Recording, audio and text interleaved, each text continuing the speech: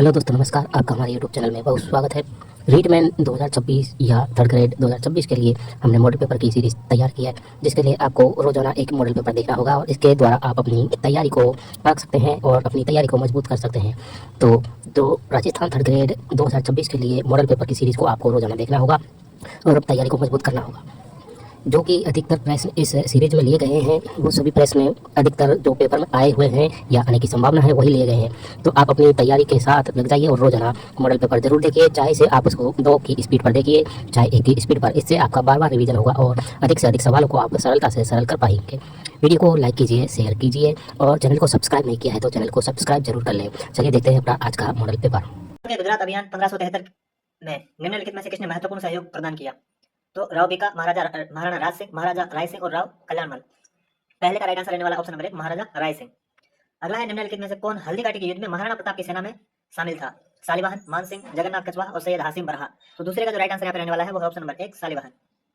अगला है question number 3, 1857 की क्रांति के समय नसीराबाद में कौन सी सैन्य टुकड़ी तैनात नहीं थी? ठीक है, तो 15वीं बंगाल नेटिव इन्फेंट्री, 30वीं बंगाल नेटिव इन्फेंट्री, प्रथम बॉम्बे लांसर्स और 34वीं बंगाल नेटिव इन्फेंट्री। तो इसका जो राइट आंसर रहने वाला ऑप्शन नंबर 4 34वीं बंगाल नेटिव इन्फेंट्री। अगला है क्वेश्चन नंबर 4, निम्नलिखित में से किस राजपूत शासक ने विजय काटकातों की उपाधि धारण की थी? तो महाराणा राय सिंह, महाराणा राज सिंह, महाराणा सांगा और महाराणा गज सिंह। चौथे का राइट आंसर यहाँ पे रहने वाला है ऑप्शन नंबर 2 महाराणा राज सिंह।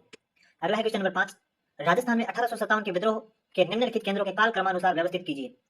एरिनपुरा, नीमच, नसीराबाद और आहुआ। तो पांचवे का जो राइट आंसर रहने वाला है ऑप्शन नंबर 3 3 2 1 4। ठीक है, अगला है क्वेश्चन नंबर 6। क्वेश्चन नंबर 6 है 1857 के संघर्ष में कोटा में ब्रिटिश रेजिडेंसी पर हमले के दौरान क्रांतिकारियों ने रेजिडेंट मेजर बटन के साथ निम्नलिखित में से किस व्यक्ति की हत्या की थी? तो मेजर बटन के साथ एक और व्यक्ति की भी हत्या की थी, तो वो कौन है? मैकमोसन, सैडलर, पॉलिटिकल एजेंट मैकफर्सन और डिक्सन।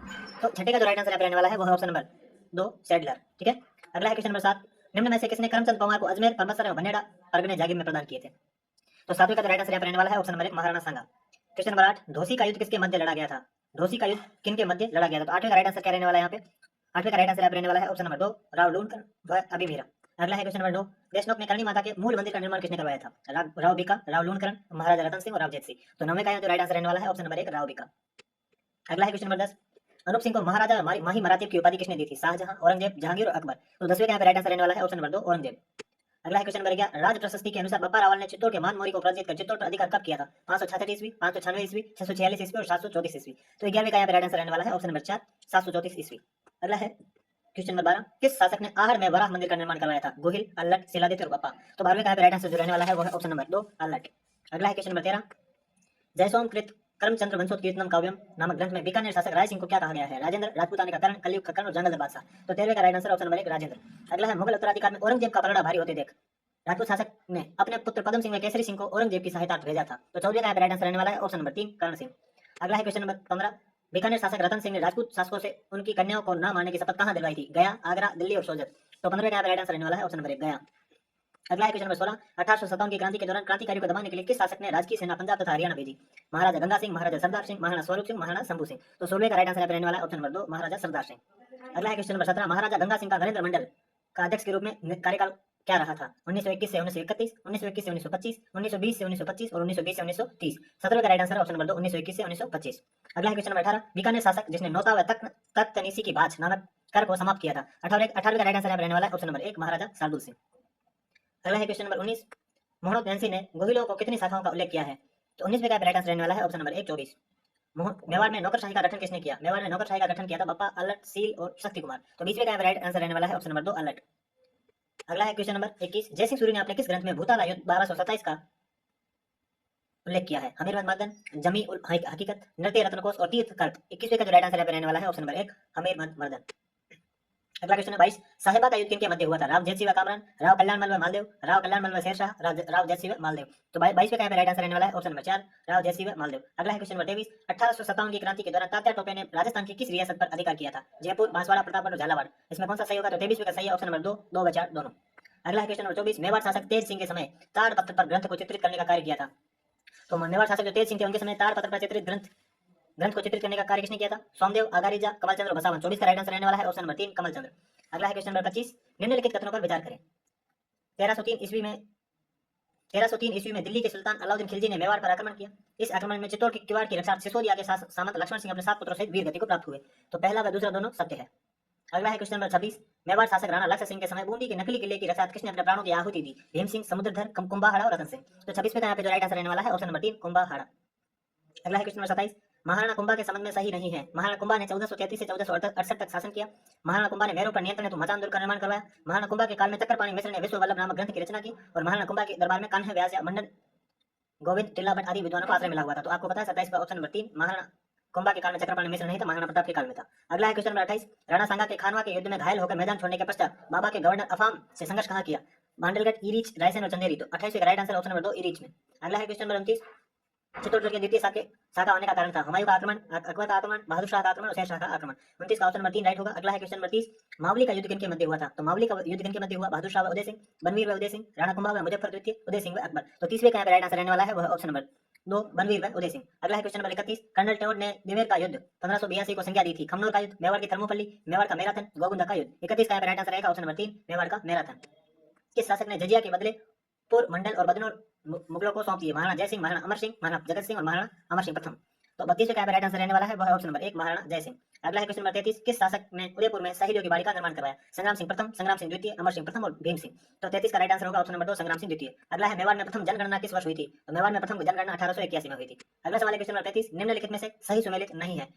महामंत्री राजा का मुख्य सलाहकार, भांडागारिक राजकोष का मुख्य अधिकारी, संधि विग्रह कस्बों की सेना का अधिकारी और महाप्रतिहार राज्यसभा में अनुशासन बनाए रखना तथा नव आगंतुकों का स्वागत करने वाला अधिकारी। तो संधि विग्रह का काम होता है संधि बनाना, ना कि सेना का अधिकारी होता है।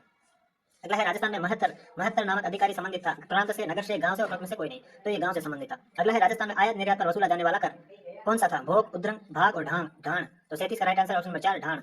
अगला है डाबी एवं जीवनी नामक सामंती श्रेणियां किस रियासत से संबंधित थी? तो वो थी जैसलमेर से। अगला है क्वेश्चन नंबर 39, राजस्थान में राजा द्वारा ब्राह्मण व चारण को अनुदान के रूप में दी गई जागीर क्या कहलाती थी? तो वो कहलाती थी सांसण। अगला है क्वेश्चन नंबर 40, कर्नल एबोट को चुनौती देते हुए सैनिकों ने मोहम्मद अली बेग के नेतृत्व में विद्रोह कर शस्त्रागार में आग लगा दी। कहां पे? नसीराबाद, नीमच, एडिनबरा और कोटा। तो इसका राइट आंसर होगा ऑप्शन नंबर 2 नीमच। अगला है क्वेश्चन नंबर 41, 1857 के संघर्ष के दौरान बंडलू में राजकीय सेना से मुकाबला किसने किया था? अशोक के ठाकुर शिवनाथ सिंह, अहुआ के ठाकुर कुशाल सिंह, सलूमर के ठाकुर केसरी सिंह और कोठारिया के रावत जोध सिंह। तो ऑप्शन नंबर 1 अशोक के ठाकुर शिवनाथ सिंह इसका राइट आंसर होगा। अगला है 42 नंबर, 1857 की क्रांति के समय राजस्थान की किस रियासत में पटियाला की राजकीय सेना की सहायता से शांति स्थापित की गई थी? कोटा, टोंक, अजमेर, धौलपुर। तो इसका राइट आंसर होगा ऑप्शन नंबर 4 धौलपुर। म्यूनिटीज इन राजपूताना के लेखक कौन है? आई टी ब्रिचार्ड है। अगला है क्वेश्चन नंबर 44, भीमजी चारण गंगापुर में तैनात ब्रिटिश पदाधिकारी की संपत्ति लूटकर राजस्थान आया। राजस्थान में भीमजी चारण को किसने शरण दी? तो 44 का राइट आंसर जो रहने वाला है option number option number 1 Kothari का रावत जोध सिंह। अगला है क्वेश्चन नंबर 45, 1857 की क्रांति में कोटा महाराव व क्रांतिकारियों में मध्यस्थता किसने करवाई थी? तो कराई थी गुसाई जी ने। अगला है क्वेश्चन नंबर 46, बहादुर व्यक्तियों के विशेष कार्यों का वर्णन करने वाली लोक गाथा। तो बहादुर व्यक्तियों के विशेष कार्यों के वर्णन करने वाली लोक गाथा क्या कहलाती है? झीड़ा, रासो, वात या मर्ष्यात। ऑप्शन नंबर 1 झीड़ा इसका राइट आंसर है। अगला है क्वेश्चन नंबर 47, वचनिका व दवा वेद किस प्रकार की विधाएं हैं? गद्य है, पद्य है, गद्य या पद्य दोनों है, कहानी है। तो गद्य व पद्य मिश्रित होती है, ठीक है, इसको चंपू भी कहते हैं। अगला है क्वेश्चन नंबर 48, प्रारंभिक कालीन जैन साहित्य में रास, चौपाई, चरचरी आदि किस प्रकार के काव्य है? कथा काव्य, उत्सव काव्य, नीति काव्य, स्तुति काव्य। 48 का राइट आंसर ऑप्शन नंबर 1 कथा काव्य। अगला है 49, निम्न में से रचना और लेखक में कौन सा युग में सुमेलित नहीं है? पृथ्वीराज रासो चंद्रप्रताप सही है, बीरमायन बहादुर डाली, आबूरास कवि पालन सही, लेकिन हंसावली सारंगधर का नहीं है, ठीक है। अगला है क्वेश्चन नंबर 50, बिसलदेव रासो नामक काव्य में नायक और नायिका कौन थे? तो ये थे राजा बिसलदेव और रानी राजमती। अगला है क्वेश्चन नंबर 51, राजस्थान निःशुल्क एवं अनिवार्य बाल शिक्षा का अधिकार नियमावली 2011 की अधिसूचना कब जारी हुई थी? ठीक है, आरटी 2011 की अधिसूचना कब जारी हुई थी? तो 29 मार्च 2011 को जारी हुई थी। अगला है क्वेश्चन नंबर 52, राजस्थान निःशुल्क एवं अनिवार्य बाल शिक्षा का अधिकार नियमावली 2011 के तहत विद्यालय प्रबंध समिति में कार्य नहीं है। विद्यालय की प्राप्ति और व्यय का वार्षिक लेखा जोखा तैयार करना, अनुसूची में उल्लेखित मान व मानकों को मॉनिटरिंग करना, विद्यालय के शैक्षणिक कैलेंडर तैयार करना, सभी बालकों के नामांकन में निरंतर उपस्थिति को सुनिश्चित करना। तो ऑप्शन नंबर 3 इसका गलत हो जाएगा। अगला है क्वेश्चन नंबर 53, राजस्थान निःशुल्क एवं अनिवार्य बाल शिक्षा का अधिकार नियमावली 2011 में विद्यालय प्रबंधन समिति का संरचना व कार्य का उल्लेख किस नियम के तहत है? तो 53 का राइट आंसर क्या रहने वाला है? 53 का राइट आंसर रहने वाला है ऑप्शन नंबर 2 नियम 3, ठीक है। अगला है क्वेश्चन नंबर 54, निःशुल्क एवं अनिवार्य बाल शिक्षा का अधिकार नियमावली 2011 के अनुसार विद्यालय प्रबंधन समिति की कार्यकारी समिति में महिलाओं की न्यूनतम संख्या कितनी होगी? तो 50% होगी। अगला है क्वेश्चन नंबर 55, राजस्थान निःशुल्क एवं अनिवार्य बाल शिक्षा का अधिकार नियमावली 2011 के अनुसार निम्नलिखित में से कौन सा विद्यालय विकास योजना के वर्णन में शामिल नहीं है? प्रत्येक वर्ष के लिए कक्षावार नामांकन का प्राकलन, अतिरिक्त अध्यापकों की आवश्यकता की संख्या, प्रबंधन समिति के बैंक खाते का विवरण। तो इसका ऑप्शन नंबर 55 का 4 राइट होगा। अगला है क्वेश्चन नंबर 56, राजस्थान आरटीई नियमावली 2011 के नियम 6 के तहत प्रदान किए जाने वाले विशेष प्रशिक्षण के संबंध में सत्य कथन है। विशेष प्रशिक्षण केवल हाई विद्यालय में लगाई गई कक्षाओं में प्रदान किया जाएगा। विशेष प्रशिक्षण केवल विद्यालय में कार्यरत शिक्षकों द्वारा ही प्रदान किया जाएगा। विद्यालय में प्रशिक्षण न्यूनतम 2 माह की अवधि के लिए प्रदान किया जाएगा और विशेष प्रशिक्षण आरसीईआरटी द्वारा अनुमोदित आयु विद्यालय शिक्षण सामग्री पर आधारित होगा। तो 56 का यहाँ पे राइट आंसर क्या रहने वाला है? तो 56 का यहाँ पे राइट आंसर रहने वाला है आपके ऑप्शन नंबर 4, ठीक है। अगला है क्वेश्चन नंबर 57, राजस्थान आरटी नियमावली 2011 के तहत आसपास के क्षेत्र की सीमा के संबंध में निम्न कथनों पर विचारशाही कथनों की पहचान करें। कक्षा 1 से 5 के लिए 1 किलोमीटर की दूरी, कक्षा 6 से 8 के लिए 2 किलोमीटर की दूरी। तो 57 का यहाँ पे राइट आंसर रहेगा ऑप्शन नंबर 3 1 व 2 दोनों। अगला है क्वेश्चन नंबर 58, राजस्थान आरटी नियमावली 2011 के संबंध में सही सुमेलित नहीं है। तो इसका सही सम्मिलित क्या नहीं है। भाग 3 में निःशुल्क या अनिवार्य शिक्षा का अधिकार, भाग 4 में राज्य सरकार और स्थानीय प्राधिकारी का उत्तरदायित्व, भाग 5 में विद्यालय अध्यापक का उत्तरदायित्व, और भाग 6 में पाठ्यचर्या व पाठ्य प्रारंभिक शिक्षा पूरी करना। तो 58वें का जो राइट आंसर यहाँ पे रहने वाला है वो है ऑप्शन नंबर 4। अगला है क्वेश्चन नंबर 59। राजस्थान निःशुल्क एवं अनिवार्य बाल शिक्षा का अधिकार अधिनियम 2011 के नियम 9 के तहत स्थानीय प्राधिकारी अपने अधीन सभी बालकों का हाउस होल्ड सर्वे के माध्यम से अभिलेख रखेगा, जिसमें किस आयु वर्ग का रिकॉर्ड संधारण रहेगा। तो 59 का जो राइट आंसर रहने वाला है वो है ऑप्शन नंबर 2। अगला है क्वेश्चन नंबर 60। सामाजिक रोध और भौगोलिक दूरी पर काबू पाने के लिए आरटी अधिनियम की धारा 6 के प्रयोजन के विद्यालय अवस्थान की योजना बनाना क्या कहलाता है। विद्यालय प्रबंधन योजना, विद्यालय विकास योजना, विद्यालय मानचित्रण या विद्यालय उन्नयन योजना। तो यह है विद्यालय मानचित्रण। अगला है क्वेश्चन नंबर 61। आरटीई की अधिनियम 2009 की धारा 29(1) के तहत राजस्थान की शैक्षिक प्राधिकारी संस्था कौन सी है, वो है RSEERT। ठीक है। अगला है क्वेश्चन नंबर 62। आरटीई अधिनियम 2009 की धारा 29 के अनुसार पाठ्यक्रम के संबंध में सही दिशा निर्देश नहीं है। बालक में ज्ञान अंतर्निहित अंतःशक्ति व योग्यता का निर्माण हो, खोज प्रकटीकरण व गतिविधि आधारित शिक्षण हो, बालक को शारीरिक व मानसिक विकास का अधिकतम अवसर प्राप्त हो, पाठ्यक्रम में स्थानीय तत्वों को शामिल करें। तो 62 का यहाँ पे राइट आंसर रहने वाला है ऑप्शन नंबर 4, पाठ्यक्रम में स्थानीय तत्वों को शामिल करें। ये बात इसमें नहीं लिखी हुई है। अगला है क्वेश्चन नंबर 63। आरटीई अधिनियम 2009 में तहत असम्मिलित को छांटिए। इसमें असम्मिलित कौन सा, राष्ट्रीय सलाहकार परिषद का गठन धारा 35 में नहीं, धारा 33 में लिखा है, तो सबसे पहला ये असम्मिलित हो जाएगा। अगला है क्वेश्चन नंबर 64। आरटीई 2009 के किस धारा के प्रदत्त शक्तियों का प्रयोग करते हुए राज्य सरकार ने राजस्थान निःशुल्क और अनिवार्य बाल शिक्षा का अधिकार नियमावली 2011 का निर्माण किया है। तो 64 का राइट आंसर रहने वाला है ऑप्शन नंबर 3, धारा 38। अगला है क्वेश्चन नंबर 65। आरटीई अधिनियम 2009 के अनुसार 5वीं से 5वीं कक्षा के लिए विद्यालय में 200 बालकों से अधिक होने पर प्रधान अध्यापक को छोड़कर छात्र शिक्षक अनुपात क्या होगा, किससे अधिक नहीं होगा, मतलब 40:1 तक हो सकता है अधिकतम। अगला है क्वेश्चन नंबर 66। राज्य शिक्षा का अधिकार अधिनियम 2009 के मानकों के अनुसार प्राथमिक स्तर कक्षा 1 से 5 तक के 74 विद्यार्थियों के लिए कितने शिक्षकों की आवश्यकता होगी। तो ऑप्शन नंबर 1 मतलब 3 शिक्षक। अगला है क्वेश्चन नंबर 67। शिक्षा का अधिकार अधिनियम 2009 में एक अध्यापक के लिए न्यूनतम कार्य घंटे प्रति सप्ताह कितने किए गए हैं। तो 67 का राइट आंसर 45 घंटे, तैयारी सही। अगला है क्वेश्चन नंबर 68। बालकों का निःशुल्क अनिवार्य बाल शिक्षा का अधिकार अधिनियम 2009 के तहत 6ठी कक्षा से 8वीं कक्षा के लिए एक शैक्षणिक वर्ष में न्यूनतम शिक्षण घंटे क्या है, 820, 1000, 750, 800। तो 68 का राइट आंसर होगा 1000। अगला है क्वेश्चन नंबर 69। आरटीई अधिनियम 2009 की अनुसूची में 2022 में हुए संशोधन में कक्षा 1 से 5 के लिए दिव्यांग बालक पर एक शिक्षक का प्रावधान है, कितने दिव्यांग बालक पर, 10 दिव्यांग बालक पर। अगला है क्वेश्चन नंबर 70। आरटीई अधिनियम 2009 की धारा 37 में प्रावधान है अभियोजन के लिए पूर्व मंजूरी का, सद्भावपूर्व की कार्रवाई के लिए संरक्षण का, विद्यालय की मान्यता समाप्त किए जाने का और समुचित सरकार द्वारा राजस्थानी प्राधिकारी को निर्देश जारी करने का। तो 70 का यहाँ पे राइट आंसर रहने वाला है वो ऑप्शन नंबर 2, सद्भावपूर्व की कार्रवाई का। अगला है क्वेश्चन नंबर 71। आरटीई अधिनियम 2009 के तहत गठित राज्य सलाहकार परिषद के सदस्यों की अधिकतम संख्या है 15। अगला है क्वेश्चन नंबर 72। आरटीई अधिनियम 2009 की धारा 32 के तहत स्थानीय प्राधिकारी द्वारा किए गए निर्णय से असहमति रखने वाला व्यक्ति बालक अधिकारों के संरक्षण के लिए किसके समक्ष अपील करेगा। तो 72 का राइट आंसर रहेगा राज्य बाल संरक्षण आयोग के समक्ष। अगला है क्वेश्चन नंबर 73। आरटीई अधिनियम 2009 के तहत बालक अधिकार संरक्षण आयोग का कार्य नहीं है। तो निःशुल्क एवं अनिवार्य शिक्षा के बालक अधिकार संबंधी परिवादों की जांच करना, पीड़ित को अंतरिम राहत हेतु अनुदान प्रदान करने की अनुशंसा करना, बालकों के लिए दिए गए अधिकारों का परीक्षण और समीक्षा करना, और राज्य सरकारों को अधिनियम के प्रभावी क्रियान्वयन हेतु परामर्श देना। तो 73 का यहाँ पे राइट आंसर रहने वाला है, 73 का होगा ऑप्शन नंबर 4। ठीक है। अगला है क्वेश्चन नंबर 74। राजस्थान आरटीई नियमावली 2011 के अनुसार प्राथमिक विद्यालय का तात्पर्य है। तो प्राथमिक विद्यालय का है कक्षा 1 से 5 तक। अगला है क्वेश्चन नंबर 75। राजस्थान आरटीई नियमावली 2011 के किस नियम में वर्ष 2021 में संशोधन द्वारा विद्यार्थियों को निःशुल्क यूनिफॉर्म का हकदार प्रदान की गई है। तो 75 का राइट आंसर यहाँ रहने वाला है ऑप्शन नंबर 3। ठीक है। अगला है क्वेश्चन नंबर 76। राजस्थान आरटीई नियमावली 2011 के अनुसार विद्यालय प्रबंधन समिति कार्यकारी समिति में छात्रों के माता पिता व संरक्षकों में से निर्वाचित सदस्यों की संख्या कितनी होगी। तो 76 का यहाँ राइट आंसर रहने वाला है वो है ऑप्शन नंबर 3।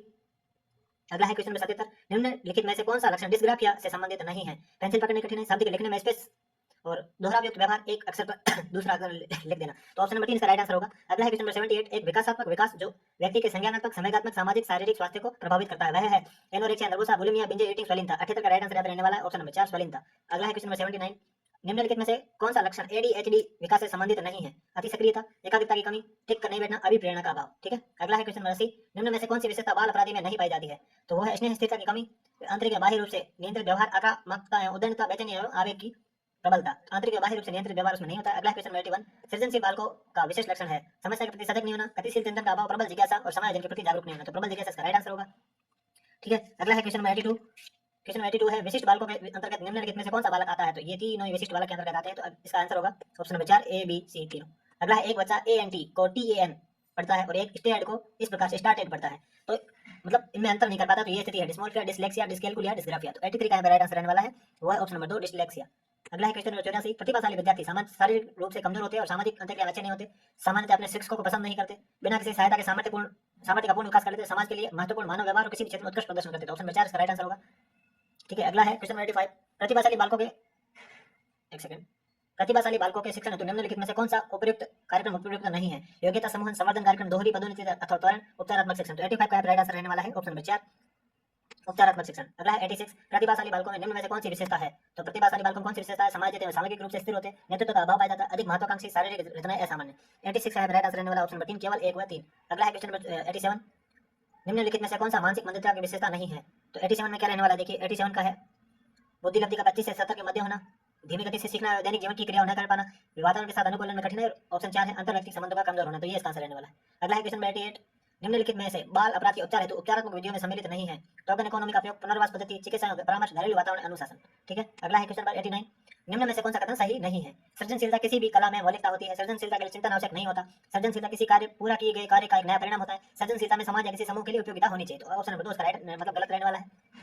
अगला है क्वेश्चन नंबर 90, निम्नलिखित में से कौन सा बाल अपराध का पर्यावरणीय कारक नहीं है। ठीक है ना। तो 90 का क्या राइट आंसर रहने वाला है, देखिए, माता पिता द्वारा तिरस्कार, आर्थिक स्थिति, अत्यधिक कठोर अनुशासन, शारीरिक दोष एवं विभिन्नता। तो 90 का राइट आंसर रहने वाला है ऑप्शन नंबर 4, शारीरिक दोष एवं विभिन्नता। अगला है क्वेश्चन नंबर 91, सामूहिक रूप से पिछड़े बालकों के लिए निम्न में से कौन सी व्यूह रचना कार्य करेगी। कार्यों को मूल रूप से समझाना, विद्यार्थियों को लक्ष्य निर्धारित करने के लिए प्रोत्साहित करना, स्व अध्ययन के अवसर प्रदान करना, सहायता के लिए बाहर से संसाधनों को प्राप्त करना। तो 91 का राइट आंसर होगा ऑप्शन नंबर 1, कार्यों को मूल रूप से समझना। ठीक है। अगला है क्वेश्चन नंबर 92, राष्ट्रीय सहकारी मसाला मेला 2025 के संबंध में निम्नलिखित कथनों पर विचार करें। इस मेले का आयोजन 9 से 18 मई तक जवाहर कला केंद्र जयपुर में हुआ। इस मेले का आयोजन सहकारिता विभाग को कॉन्फ्रेड द्वारा किया गया। तो 92 का राइट आंसर क्या रहने वाला है, देखिए, 92 का राइट आंसर रहने वाला ऑप्शन नंबर ए व बी दोनों। अगला है क्वेश्चन नंबर 93, गुमशुदा बालकों को तलाश कर उनकी घर वापसी हेतु 1 से 30 अप्रैल तक 2025 तक खालिस्तान द्वारा विशेष अभियान ऑपरेशन खुशी 9 चलाया गया। तो वो है राजस्थान पुलिस। अगला है क्वेश्चन नंबर 94, 22 मई 2025 को प्रधानमंत्री नरेंद्र मोदी ने पलाना बीकानेर से देश के 103 पुनर्विकसित अमृत भारत स्टेशनों का उद्घाटन किया, जिसमें राजस्थान के कितने स्टेशन थे, तो वो थे 8। अगला है क्वेश्चन नंबर 95, शेखावटी को मीरा के नाम से प्रसिद्ध करमेदी बाई का पेनोरमा कहाँ बनाया जा रहा है, तो वो है खंडेला सीकर में बनाया जा रहा है। अगला है ऑप्शन नंबर क्वेश्चन नंबर 96, खेलो इंडिया बीच गेम्स 2025 के संबंध में निम्नलिखित कथनों पर विचार कीजिए। इस प्रतियोगिता में राजस्थान ने कुल 19 रजत पदक जीतकर तालिका में 7वें स्थान पर रही। राजस्थान के बीच कबड्डी टीम पुरुष वर्ग में स्वर्ण पदक जीता। तो 96 का राइट आंसर क्या रहने वाला, देखिए, तो 96 का ऑप्शन नंबर 4 राइट आंसर रहेगा। न तो ये सही है, न और बी सही है। अगला है क्वेश्चन नंबर 97, हाल ही में फेडरेशन इक्वेटोरियल इंटरनेशनल द्वारा जारी ग्लोबल ड्रेसर रैंकिंग 2025 में राजस्थान के किस खिलाड़ी को एशिया में पहली रैंक प्रदान की गई, तो वो है दिव्य खट्टी सिंह। ठीक है। अगला है क्वेश्चन नंबर 98, 29वें राज्य स्तरीय भामाशाह सम्मान समारोह के संबंध में निम्नलिखित कथनों पर विचार करें। 28 जून को इस समारोह का आयोजन शिक्षा विभाग द्वारा जयपुर में किया गया। इस समारोह में 1 करोड़ रुपए से अधिक का योगदान देने वाले 35 भामाशाहों को शिक्षा भूषण सम्मान प्रदान किया गया। तो 98 का राइट आंसर रहने वाला है वो है ऑप्शन नंबर 1 केवल ए। अगला है क्वेश्चन नंबर 99, 4 जून 2025 को राजस्थान के किन 2 स्थलों को अंतर्राष्ट्रीय रामसर साइट में सम्मिलित किया गया है, तो वो है मेनार और किचन। अगला है क्वेश्चन नंबर 100, हाल ही में किसे प्रधानमंत्री की आर्थिक सलाहकार परिषद का सदस्य मनोनीत किया गया, तो वो है प्रोफेसर गौरव वल्लभ। अगला है क्वेश्चन नंबर 101, 34वीं राष्ट्रीय वुशु नेशनल चैंपियनशिप के संबंध में निम्नलिखित कथनों पर विचार कीजिए। इस प्रतियोगिता का आयोजन 14 से 19 जून तक पूर्णिमा विश्वविद्यालय जयपुर में किया गया। इस प्रतियोगिता में राजस्थान के कुल 60 पदक जीतकर तालिका में शीर्ष स्थान पर रहा। तो 101 का यहाँ पर राइट आंसर रहने वाला है, सॉरी 101 का राइट आंसर यहाँ पर रहने वाला ऑप्शन नंबर 1 केवल ए। अगला है क्वेश्चन नंबर 102, साहित्य अकादमी पुरस्कार वर्ष 2025 के लिए राजस्थानी भाषा का युवा साहित्य अकादमी पुरस्कार पूर्णचंद गोदारा को किस कृति के लिए दिया गया, तो वो है अंतःश्रय आंगने। अगला है क्वेश्चन नंबर 103, हाल ही में केंद्रीय पर्यावरण जलवायु परिवर्तन मंत्रालय द्वारा किसकी अध्यक्षता में ओरण संरक्षण समिति का गठन किया गया, तो वो है जस्टिस जितेंद्र राय गोयल। अगला है क्वेश्चन नंबर 104, पाकिस्तान के मध्य तनावपूर्ण स्थिति के दौरान 10 मई को राजस्थान के किस स्थान पर जय हिंद नियंत्रण केंद्र की स्थापना की गई, वो है पुलिस कमिश्नरेट जयपुर। अगला है मीट इन इंडिया कॉन्क्लेव 2025 का आयोजन कब कहाँ किया गया था, तो ये कहाँ किया गया था, तो ये जयपुर में किया गया था 4 से 6 मई तक। अगला है क्वेश्चन नंबर निम्नलिखित में से कोशिका भित्ति किससे बनी होती है, तो वो बनी होती है सेल्यूलोज, हेमोसेल्यूलोज, पेक्टिन और पॉलीसेकेराइड से। ठीक है। अगला है क्वेश्चन नंबर 107, निम्न में से कौन सी कोशिका संरचना पादप कोशिका में अनुपस्थित होती है, तो कौन सी अनुपस्थित होती है, तो तारक का जंतु कोशिका में होता है। अगला है क्वेश्चन 108, सूची 1 को सूची 2 से सम्मिलित कीजिए। ल्यूवेनहॉक जीवित कोशिका देखी, स्लाइडेन कोशिका सिद्धांत पुरकिन ने जीवित द्रव्य का नाम दिया, तो होगा 3 2 1 ऑप्शन नंबर 2 इसका राइट आंसर होगा। अगला है क्वेश्चन नंबर 109, सुबेरिन की उपस्थिति किन कोशिकाओं में पाई जाती है, जो कोशिका को जल व गैसों के लिए अभेद्य बनाता है, तो 109 का जो राइट आंसर रहने वाला है ऑप्शन नंबर 2 कोर कोशिका। अगला है क्वेश्चन नंबर 110, अलैंगिक जनन की विधि पुनरुद्भवन किन जीवों में पाई जाती है, तो वो है प्लेनेरिया। अगला है क्वेश्चन नंबर 111, मादा में द्वितीयक लैंगिक लक्षणों का विकास किस हार्मोन के कारण होता है, तो वो होता है एस्ट्रोजन के कारण। अगला है क्वेश्चन नंबर 112, निम्न कथनों पर विचार करें। एक प्राथमिक ऊसाइड से 4 शुक्राणु बनते हैं और शुक्राणु मनुष्य की सबसे छोटी कोशिका है। प्रोजेस्टेरोन के कारण शरीर पर अत्यधिक बाल होते हैं, तो ये गलत है, बाकी दोनों सही है। तो इसका होगा केवल 1 व 2 ऑप्शन नंबर 1 राइट होगा। अगला है क्वेश्चन नंबर 113, परिवार नियोजन कार्यक्रम का उद्देश्य है अवांछित जन्म को रोकना, गर्भधारण को मध्य अंतराल को नियमन, परिवारों में संतानों की संख्या निर्धारण, तो ये है ऑप्शन 4। अगला है क्वेश्चन नंबर 114, एक घनाभ का आयतन 12 घन सेंटीमीटर है, यदि इस घनाभ की भुजाओं को दोगुना कर दिया जाए तो नए घनाभ का आयतन क्या होगा, तो 114 का यहाँ पे राइट आंसर क्या रहने वाला है, 114 का राइट आंसर होगा ऑप्शन नंबर 4 96 घन सेंटीमीटर। अगला है, यदि किसी घन की सभी कोरों की लंबाई का योग 36 सेंटीमीटर हो तो उसका आयतन क्या होगा, तो 115 का यहाँ पे राइट आंसर रहने वाला है ऑप्शन नंबर 2 27 घन सेंटीमीटर। अगला है क्वेश्चन नंबर 116, 10 × 9 × 6 सेंटीमीटर विमा वाले घनाभ से 3 सेंटीमीटर भुजा वाले कितने घन काटे जा सकते हैं, तो 116 का यहाँ पे राइट आंसर रहने वाला है ऑप्शन नंबर 4 20। अगला है, यदि किसी बेलन की ऊंचाई दोगुनी कर दी जाए तो उसके आधार की त्रिज्या को किस गुना से गुणा करने पर उसका आयतन मूल आयतन के समान नहीं रहेगा, तो 117 का राइट आंसर होगा 1/√2। अगला है क्वेश्चन नंबर 118, यदि एक घन सेंटीमीटर तांबे की तार का भार 8.4 ग्राम हो तो ज्ञात कीजिए कि 4 मिलीमीटर व्यास वाली 13.2 किलोग्राम तार की लंबाई क्या होगी, तो वो होगी 125 मीटर। अगला है क्वेश्चन नंबर 119, एक ठोस बेलन को पिघलाकर उसी आधार के एक शंकु की आकृति में डाला जाता है, तो शंकु व बेलन की ऊंचाई का अनुपात क्या होगा, तो वो होगा 3:1। अगला है क्वेश्चन नंबर 120, दो शंकुओं का आयतन 1:4 तो उनके व्यासों के मध्य अनुपात 4:5 तो ऊंचाई का अनुपात क्या होगा, तो 120 का यहाँ पर राइट आंसर रहने वाला है ऑप्शन नंबर 120 का राइट आंसर होगा ऑप्शन नंबर 4 25:64। अगला है क्वेश्चन नंबर 121, 6 सेंटीमीटर भुजा वाले घन में एक बड़े से बड़ा गोला काटा जाता है, गोले का आयतन क्या होगा, तो 121 का यहाँ पे राइट आंसर रहने वाला ऑप्शन नंबर 2 36 पाई सेमी क्यूब। अगला 122, एक गोले का पृष्ठीय क्षेत्रफल 144 पाई है, इसका आयतन मीटर क्यूब में क्या होगा, तो 122 का जो राइट आंसर रहने वाला है वो है ऑप्शन नंबर 1 288 पाई।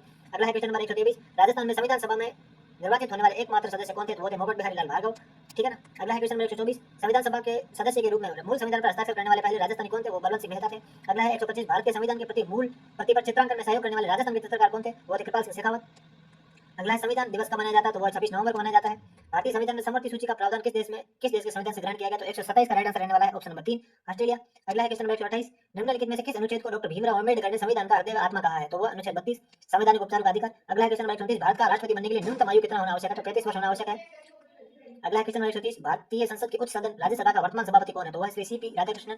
अगला है 131, रचनात्मक आकलन की विशेषता नहीं है, यह शिक्षण प्रक्रिया के दौरान किया जाता है, इसमें कार्य सुधार का अवसर नहीं मिलता, इसमें सूक्ष्म आकलन भी कहा जाता है, इसमें विद्यार्थी की भूमिका बढ़ जाती है। तो इसका ऑप्शन नंबर 2 राइट आंसर रहने वाला है। अगला है क्वेश्चन नंबर 132, मूल्यांकन एक ऐसी क्रमबद्ध प्रक्रिया है जो हमें यह बताती है कि बालक ने किस सीमा तक किन उद्देश्य को प्राप्ति की है। उक्त परिभाषा किसने दी थी? तो ये दी थी दांडेकर ने।